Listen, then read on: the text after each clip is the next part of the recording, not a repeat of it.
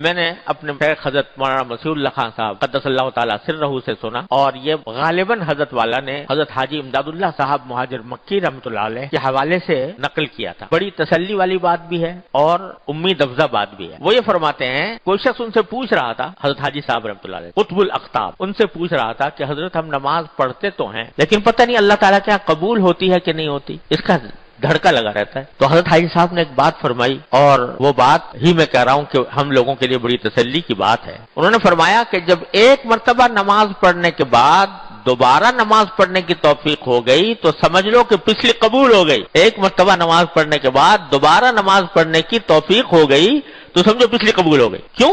اس لیے کہ اگر قبول نہ ہوتی تو دوسری نماز کی توفیق نہ ہوتی۔ وہ جب اللہ تعالیٰ فرما رہے ہیں کہ تقوی حاصل کرنے کا اور میرا قرب حاصل کرنے کا راستہ کیا ہے؟ نیک عمل ہے۔ تو وہ نیک عمل ہوتا ہے تو مزید تقوی تھوڑا سا پیدا اور ہو جاتا ہے، اس کے نتیجے میں دوسرا عمل کرنے کی توفیق ہو جاتی ہے۔ تو اس واسطے یہ ایک سلسلہ منتقی لوگ کہیں دور ہے، یہ تسلسل ہے، لیکن ہے در حقیقت یوں ہی کہ تقوی عمل صالح پر موقوف، عمل صالح تقوی پر موقوف، ہوتے ہوتے ہوتے ہوتے درجات بڑھتے چلے جاتے ہیں، یہاں تک کہ تقوی کا اعلیٰ مقام اللہ تبارک و تعالیٰ عطا فرما دے۔ تو حاصل کیا ہے کہ آدمی لگا رہے، مستقل لگا رہے، نیک عمل کرنے کے لیے لگا رہے، جتنا لگا رہے گا اتنا ہی تقوی، اتنا ہی اللہ تبارک و تعالیٰ کا قرب حاصل ہوتا رہے گا، چھوڑے نہیں اس کام کو، تو انشاءاللہ پہنچ جائے گا اس منزل تک جس کی دعوت دی جا رہی، یا ایھا الذین آمنوا اتقوا اللہ وابتغوا الیہ الوسیلہ۔ اب ہر نیک عمل کا یہی حال، ہر نیک عمل کا یہی حال ہے، چھوٹے سے چھوٹا بھی